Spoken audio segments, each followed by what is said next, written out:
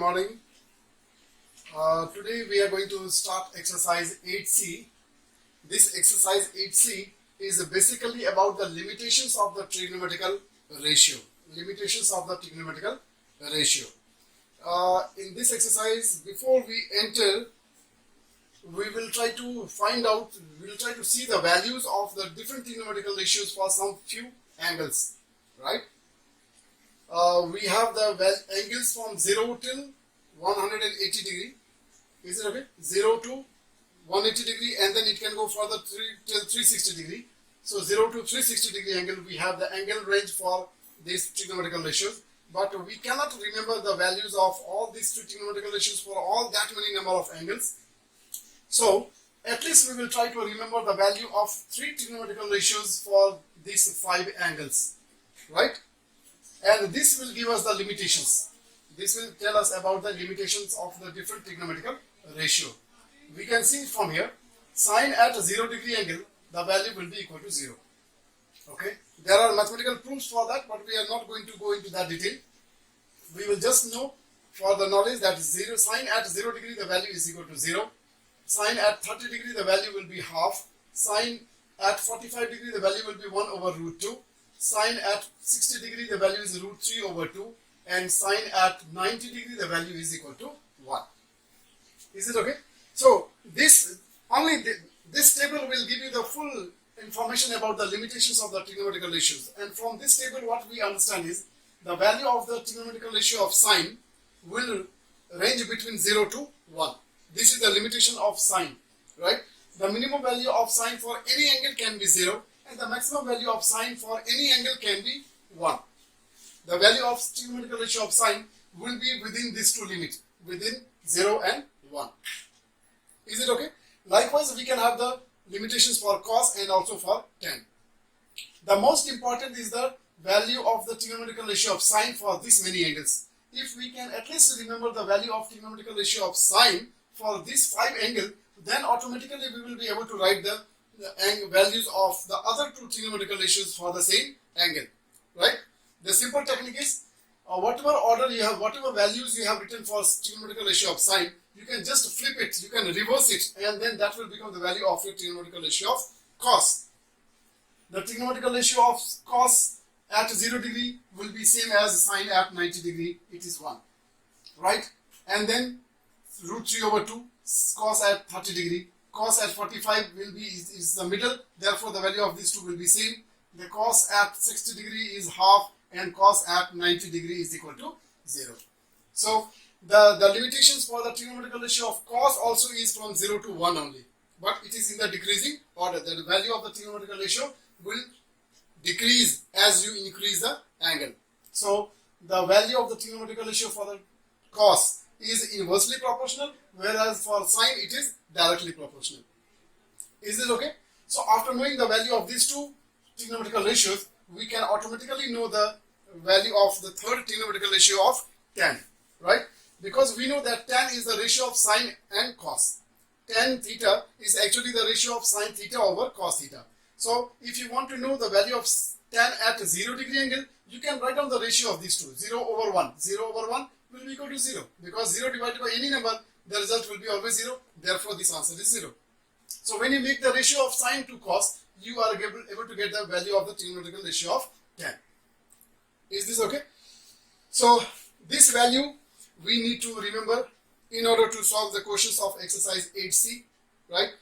The first 5 the 5 values of trigonometrical ratio of sine is very important. With the help of that, you will be able to remember the value of the trigonometrical ratio of cos and the value of trigonometrical ratio of tan. So with me, you can practice once. You can say sine at 0 degree, value is 0. Sine at 30 degree, value is half. Sine at 45 degree, the value is 1 over root 2. The value of sine at 60 degree, value is root 3 over 2. And sine at 90 degree, the value is 1. Now, when we reverse this order, we will be able to get the value for the trigonometrical ratio of cos, and then we can also have the value of the trigonometrical ratio of tan by writing the ratio of sine theta and cos theta, sine and cos. Is this very, very clear? So we have here in this table the values of the 3 trigonometrical ratios. Now, Beyond this, we have other three trigonometrical ratios, and those are called as the reciprocal. Those are called as the reciprocal of these trigonometrical ratio. So the reciprocal of this sine theta is cosec theta. The reciprocal of cos theta is sec theta. The reciprocal of tan theta is cot theta. You are already aware of this, right? Now, if sine is 0 degree, that means the reciprocal of this one is cosec. So the cosec 0 degree will be just the reverse of this. So this is 0 over 1. Actually, this is 0 over 1. So the answer for cosec at 0 degree will be 1 over 0. And 1 over 0 means undefined. Undefined means infinity. Infinity. This is the notation for infinity. So like this, we will be able to interpret. So in the exercise, when we do the question, I will keep on telling you the values of all the trigonometrical ratios at a different angle. Is this very, very clear? The second thing that we have to know, since this is about the trigonometrical ratio, and you always have to use the Pythagoras theorem. In trigonometrical ratio, we frequently use the Pythagoras theorem, is because you may be given one of the trigonometrical ratios, and then with the help of that one trigonometrical ratio, you may be asked to calculate the other trigonometrical ratio. Suppose example is tan theta is equal to 5 over 13, right? This is the trigonometrical ratio of tan theta. And with the help of this trigonometrical ratio, you may be asked to write down the other 5 trigonometrical ratios. Other 5 trigonometrical ratios, that is the sine, the cos, the cot, the sec, and then cosec. So how will you write, right? So for that, what you have to know is, this is tan theta and it is the ratio of P over B. That means from this ratio, we can say that we have the value of P and we have the value of B. So, this is 12. This is 12. So we have the value of P and we have the value of B. So with the help of this P and B, using the Pythagoras theorem, we can find out the hypotenuse. And only after calculating the hypotenuse, you will be able to get the ratio of the other trigonometrical ratio. So when I calculate, I will be getting H as equal to, suppose, 13. Is this very clear? Using the Pythagoras theorem, if I have calculated, I got the hypotenuse as equal to 13 units. Now, since I got the length of all the three sides, perpendicular is 5, the base is 12, and the hypotenuse is 13. So if I have to write the sine theta, if I have to find out the sine theta ratio, I can easily write this is P over H, right? P is how much? 5. And H is calculated 13. So this becomes the ratio of your sine theta. So this kind of question we will see frequently in the exercise. That is why I said we need to know the Pythagoras theorem. Mathematical statement of Pythagoras theorem. Hope this is very clear. With this, we will now enter into the exercise. Now we are moving on to question number 1. The first question is, if cot theta is equal to 4 over 3. If cot theta is 4 over 3, then find the value of the other trigonometrical ratios of theta. Find the value of the other trigonometrical ratios of theta. That means cot theta is given and the other trigonometrical ratios are sine, cos, tan, sec, and cosec. So we have to find out the value of all those 5 trigonometrical ratios. What I said is, when you have such question, immediately first of all, you have to know that what are the two measurements, right? Cot theta is the ratio of B over P. B over P. That means we have the value of base as equal to 4 and perpendicular is equal to 3. So to find out the other trigonometrical ratios, you immediately need to have the value of your H. So using Pythagoras theorem, we will calculate hypotenuse using Pythagoras theorem.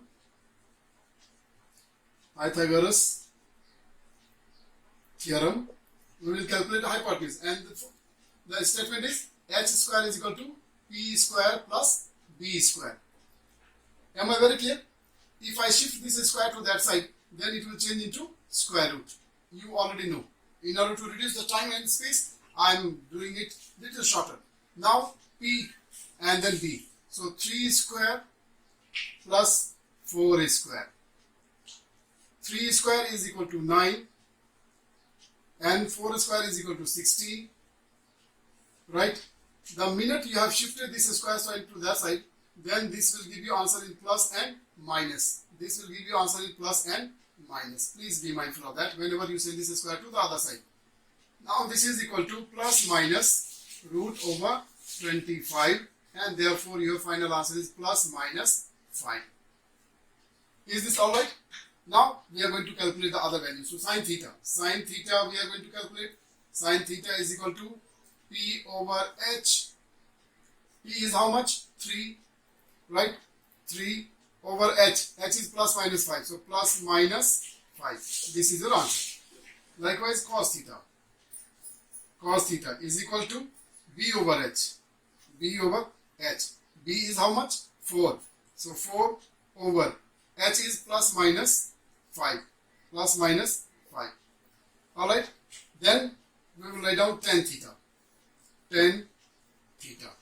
Tan theta is P over B. P over B. Right? Here you have P as 3 and B as 4. So 3 over 4. Here we will have only one single sign. Okay. Now let us calculate the other. We will calculate first of all cosec theta. Cosec theta. Right? You know cosec theta is the reciprocal of this one. So the answer of this will be the reciprocal of this one. So it will become plus minus 5 over 3. And last one is sec theta.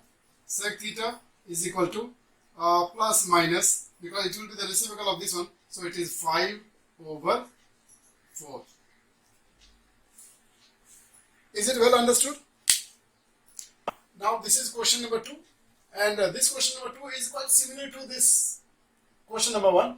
But there is a difference that here the value of a trigonometrical ratio was given in the fractional form. So for us it was easy to compare and find the value of the sides, right? Whereas here it is given in the form of decimal. The value of a trigonometrical ratio is given in decimal.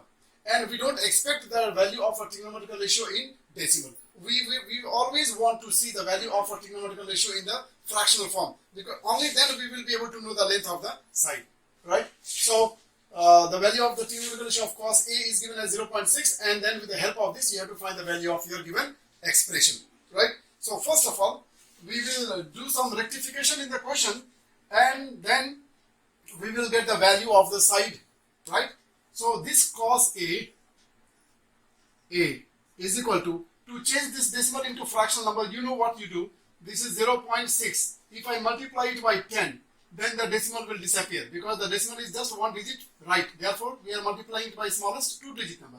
Now, since you have multiplied this number by 10, you cannot do that. So simply to keep the quotients, to maintain the identity of the quotient, we will also introduce 10 in the denominator. That means we will divide the number also by 10. And therefore, this will ultimately become 6 over 10. Now, this fraction will give you the length of the side. But right now, this fraction is not in the reduced form. Okay. So we need to simplify and write down this fraction always in the reduced form. So you can simplify, this will become 3 and this will become 5. And this is how you got the length of the side. This is cos, and the ratio of the cos is B over H. Therefore, the base has become 3 units, and hypotenuse is 5 units. This way we got the length of the two sides. Now base is given, H is given. What is missing is P. Because without P, we will not be able to calculate sine or tan, because these two trigonometrical ratios, they need P. Therefore, using the Pythagoras theorem, once again we will calculate the length of P. So, we'll write here, using Pythagoras theorem,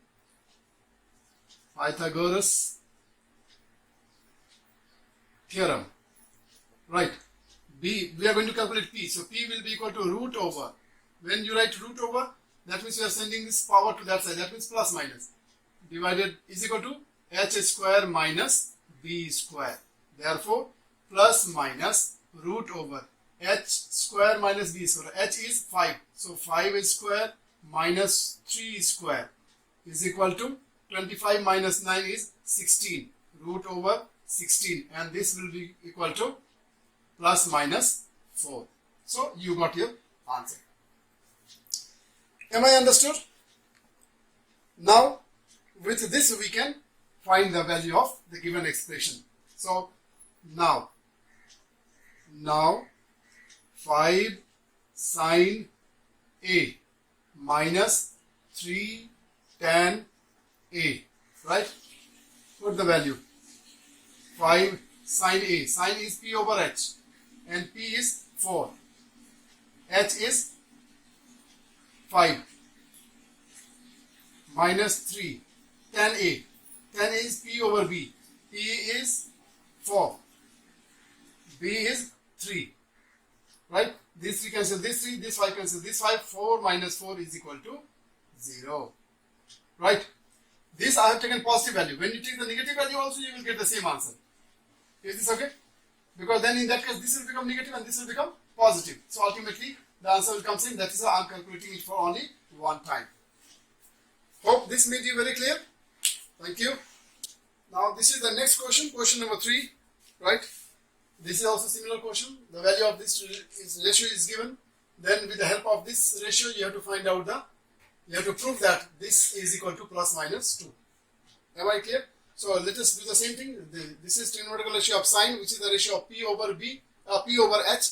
So that means B will be missing and B will be required because we have to calculate tan and then cos. And therefore, we will use Pythagoras theorem. First of all, we will find out the B and then we will come to the expression, to the main question. So, using trigonometrical ratio, using Pythagoras theorem, using Pythagoras theorem,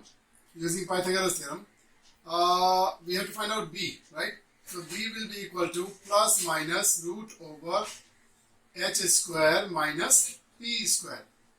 You know this is p over h, right? So your h is 5 square minus 3 square plus minus, this is equal to plus minus 25 minus 9 is equal to plus minus root over 16 and this is equal to plus minus 4. So we got the B. Now we can take this left hand side. We have to prove this statement is given true. So let us start with the left hand side. Okay. LHS is equal to tan A plus 1 over cos A is equal to tan A is P over B plus 1 over cos A is 1 over cos A is actually sec A, right? Sec A. And so we will write the reciprocal of cos A as H over B. Is it okay? So let us start then. P, don't you know? P is 3, right? Divided by plus minus. And this also will be plus minus. So can we keep this plus minus out? Plus minus sign out. Okay? And then this B is calculated how much? B is 4. Right? And then in the formula we have plus sign. So plus sign. Then H over B. H is calculated. H is given 5. And then divided by 4. B is 4. Is it alright? So this is equal to plus minus. LCM of this will be 4 and 5 plus 3, 8. Therefore, this is equal to plus minus 2. Is this very clear? Hope this is clear. Let us see one more question after this. Okay, now this is the fourth question, right? We have the value of tan theta as this, and then with the help of this, we have to find out. So this is again a similar question. Now, you know that this is the ratio of P over B, right? This is the tan theta. So it is the ratio of P and perpendicular and base. That means from here we get the value of P as 1 and then B as root 7. So what we need is now H. So let us calculate using Pythagoras theorem. Using Pythagoras theorem.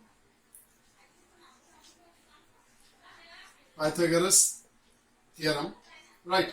We will calculate the value of H. So H will be equal to plus minus, I told you because I am sending this root square to right hand side. This will be equal to P square plus B square. Is it okay? So here your P is what? Plus minus root over. Your P is 1. So 1 is square. Plus B. B is what? B is root 7. Root 7. And then you have the square of that. So is square of this. Is it okay? Next step, plus minus 1 square means 1. And then root 7 square means only 7. So this is your plus minus root over 8. Right? You can factorize it. Plus minus 4 into 2. If possible, you have to reduce this radical number. Okay? So this becomes plus minus 2 root 2. This becomes the value of your h. Now we can proceed with the question. So now the question is cosec square theta minus sec square theta divided by cosec square theta plus sec square theta. This is our question. We have to find the value of this one. Let us write all this in terms of P and PB and H. Cosec square theta is the reciprocal of sin theta. So this will become H over P whole square. H over P whole square. Is it okay? Because cosec theta is H over P. It is the reciprocal of sin theta. Therefore H over P, and then since there is a square, so we also have to have square. Minus, this is the reciprocal of cos theta. That means this will become H over B. And then write whole square. Divided by, same thing, H over P square plus H over B square. Okay? Now we have all the values, so we can just put it is equal to H how much? Plus minus. Now all these are okay, plus minus. So let us go with one side, because whether it is positive or it is negative, when you put it here and then square it, the sign will be always positive. So here, though we have double sign, but we are going to take with one only. You know, you understood the reason? So 2 root 2. 2 root 2 divided by P, and P is how much? P is 1. 1. And then square minus H again 2 root 2. 2 root 2, and then is B. B is root 7. Root 7. And then square. Denominator also will be same. 2 root 2 divided by 1 whole square minus 2 root 2 divided by root 7 whole square. Is it okay? So this will become 4 and this will become 2. So 4 2s are 8. Minus, this will become also 8. And this will just remain 7. Denominator, again 8 minus 8, or this will become plus. This is plus, denominator is plus. 8 over 7. Clear? Now, this is a fraction number. I will make this also as a fraction number. This is fraction number. We will make this also as a fraction number. So this becomes 56 minus 8. 56 minus 8 divided by 7. And then 56 plus 8 divided by 7. Right? This number will go upside down. 56 minus 8. 60 minus 8, 48. This is 48 over 7. Into this 7 will go up, and this will become 64. 7, 7 cancel. Right? Now 16 3s are 48, 16 4s are 64. So your answer is 3 over 4. Hope I am very clear. Right? And now you might have understood how to solve this kind of question. When you are given one trigonometric ratio, you can find out the value of any given expression, or you can find out the value of the remaining of the trigonometric ratios. With this, we are ending the session today. Please practice from question number 1 till question number 4. Right? Till question number 4 only. Okay? Assignment I will give you in the next video. Till then, thank you so much. Stay at home and stay safe. Thank you.